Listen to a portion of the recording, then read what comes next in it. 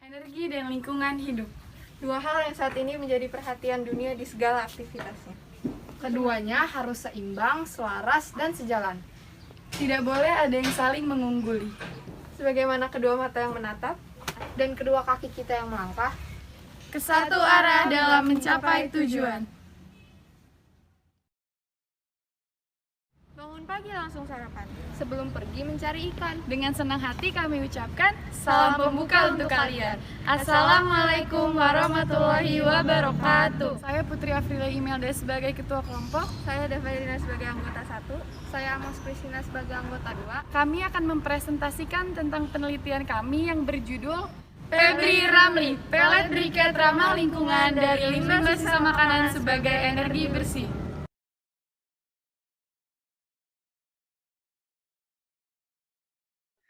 Latar belakang dari penelitian kami kali ini adalah yang pertama, pemanfaatan limbah di Indonesia belum berjalan secara efisien. Yang kedua, diindikasikan dengan penuhnya ruang tempat pembuangan akhir atau TPA. Yang ketiga, stigma masyarakat akan limbah sisa makanan yang lebih mudah terurai dibandingkan limbah plastik. Dan yang terakhir, dikarenakan rendahnya kesadaran dan pengetahuan masyarakat akan lingkungan.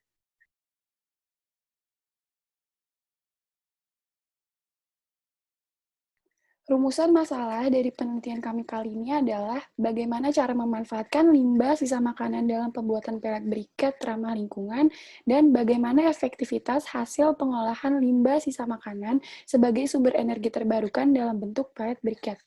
Tujuan dari penelitian kami adalah untuk meningkatkan kesadaran dan mengajak masyarakat dalam memanfaatkan limbah sisa makanan sebagai bahan bakar ramah lingkungan dan juga untuk mengetahui efektivitas pelet briket ramah lingkungan sebagai sumber energi. Beberapa manfaat yang kami dapat dalam penelitian kami kali ini adalah yang pertama, memberikan pengetahuan tentang pengolahan limbah sisa makanan. Yang kedua, turut serta aktif dalam komitmen global. Yang ketiga, mengurangi efek rumah kaca dan perubahan iklim. Yang ketiga, menjadikan pembelajaran tentang pemanfaatan limbah. Dan yang terakhir, mengurangi kuantitas limbah sisa makanan. Pelet briket. Pelet briket memiliki sifat yang kompak, padat, dan keras. Nah, pelet briket ini berasal dari limbah pertanian atau organik. Pelet briket memiliki sifat lain, yaitu mudah terbakar atau mudah untuk menyala dan menunjukkan upaya laju pembakaran. Yang kedua adalah limbah sisa makanan. Semakin banyak jumlah penduduk di Indonesia, maka semakin banyak juga limbah sisa makanan yang dihasilkan. Oleh karena itu, kami memilih limbah sisa makanan sebagai salah satu bahan dari pelet briket kami. Limbah sisa makanan itu buangan dari hasil pengolahan bahan baku menjadi makanan atau olahan. Contohnya salah satunya memasak. Cangkang kerang hijau. Cangkang kerang hijau merupakan lapisan terluar dari Perna viridis atau hewan lunak yang hidup di laut yang memiliki sepasang cangkang berwarna hijau. Fungsi lapisan terluar kerang atau cangkang ini adalah melindungi bagian dalam dari luka atau kerusakan. Tepung kanji. Tepung yang berasal dari singkong ini mengandung 129 gram kalori per 100 gram. Langkah kerja penelitian akan saya mulai jabarkan dari alat dan bahan yang kami gunakan selama penelitian. Nah, alat-alat yang dibutuhkan meliputi timbangan digital, sendok, sarung tangan lateks, wadah ulekan, blender, saringan, cetakan, dan termometer. Sementara untuk bahan-bahannya, seperti yang tadi saya sebutkan, cangkang kerang hijau yang sudah dalam bentuk serpihan, limbah sisa makanan, tepung kanji, dan air. Selanjutnya, saya akan menjelaskan prosedur pengerjaannya.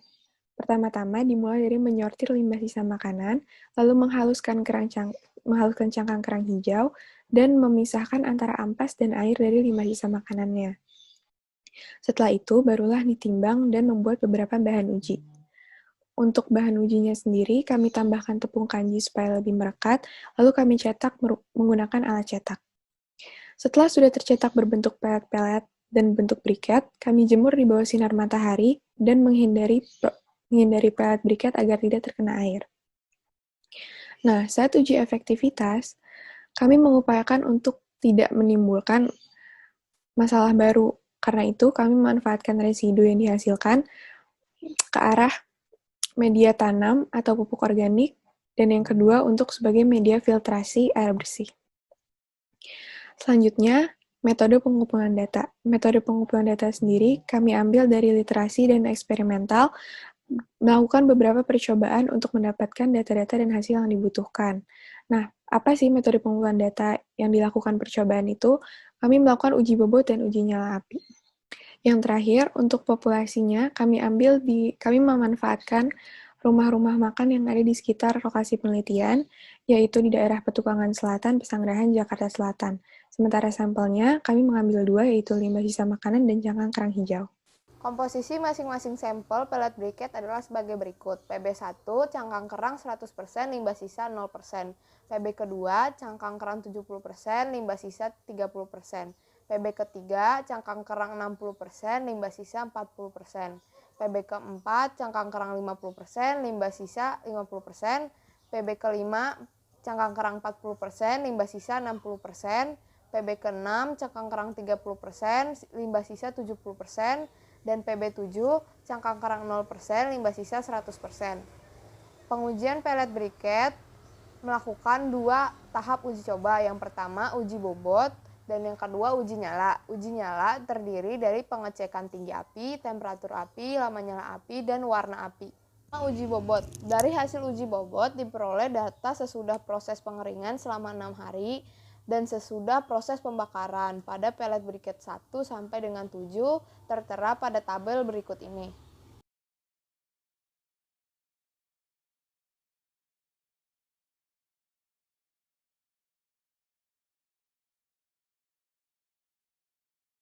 Ada uji nyala. Uji nyala dilakukan pada masing-masing jenis pellet briquette, kemudian diperoleh hasil seperti berikut ini.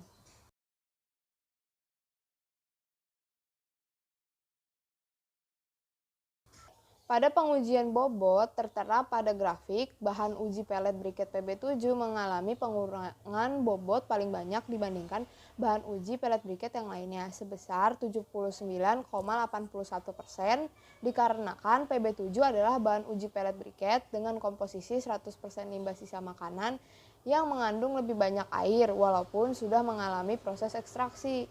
Sedangkan bahan uji pellet briquette PB1 mengalami pengurangan bobot paling sedikit dibandingkan bahan uji yang lain sebesar 54,33% karena PB1 adalah bahan uji pellet briquette dengan komposisi 100% serbuk cangkang kerang hijau yang mengandung sedikit air.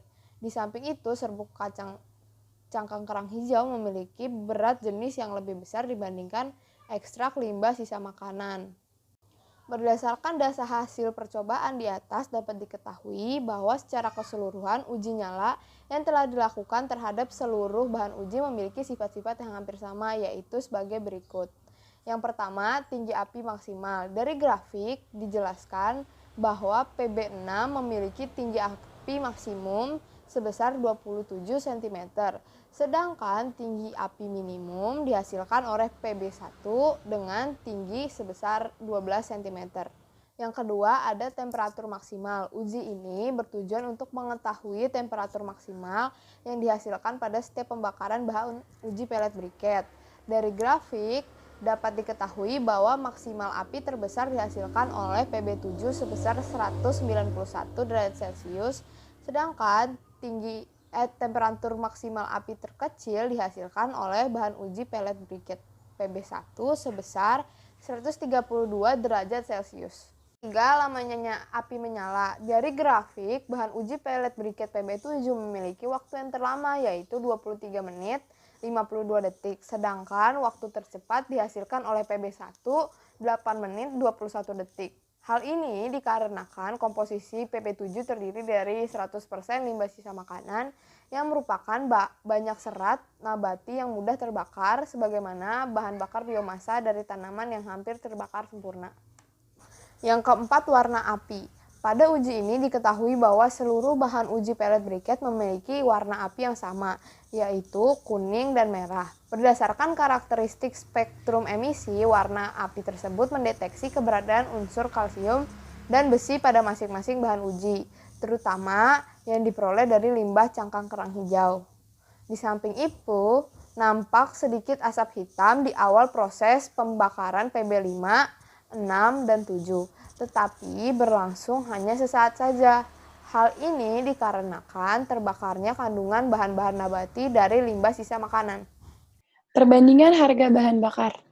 Untuk solar industri atau HSD itu seharga Rp12.000, minyak tanah seharga Rp16.000, gas atau LPG seharga Rp11.300, briket batu bara seharga Rp12.500, briket arang seharga Rp8.500, briket biomasa dari kayu seharga Rp8.000, dan untuk produk kami sendiri yaitu Febri Lamli atau pelet briket ramah lingkungan seharga Rp1.500.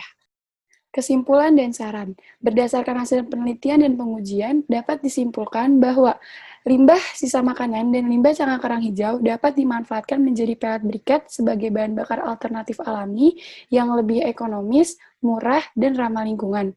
Dan juga diharapkan penelitian ini dapat dikembangkan lebih lanjut lagi agar mendapatkan hasil yang lebih baik. Di antaranya, 1.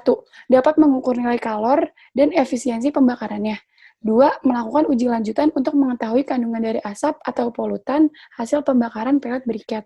Tetap patuhi protokol kesehatan COVID-19 ya, dan jangan lupa untuk mengamalkan 3 ikhtiar yaitu aman, iman, dan imun. Dan kalau kalian mau keluar rumah, jangan lupa dipakai ya maskernya. Terus jangan lupa untuk selalu siapkan hand sanitizer.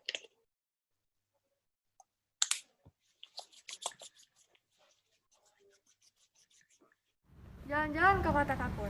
Kota Kapur banyak gedungnya. Kalau ada limbah di dapur, olah jadi briket pastinya. Green Energy, Future Energy, Go Green 90, Go Green Indonesia. Sekian presentasi dari kami. Wassalamualaikum warahmatullahi wabarakatuh.